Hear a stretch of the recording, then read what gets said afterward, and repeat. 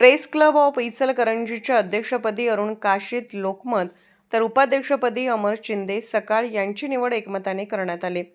माजी अध्यक्ष मयूर चिंदे यांच्या अध्यक्षतेखाली या निवडी पार पडल्या।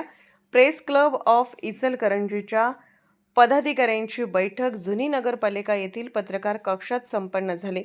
या प्रसंगी निवडी करण्यात आल्या। यामध्ये संघटनेच्या सेक्रेटरीपदी संदीप जगताप सकाळ, त्याचबरोबर खजिनदारपदी सुनील मनोळे महासत्ता यांची निवड करण्यात आली।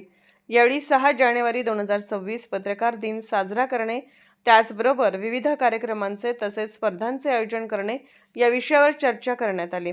नूतन पदाधिकारी आणि भविष्यात अनेक नाविन्यपूर्ण उपक्रम पत्रकारांसाठी विविध योजना आणि वर्षभर वेगवेगळे उपक्रम प्रेस क्लबच्या माध्यमातून राबवणार असल्याचेही सांगितले।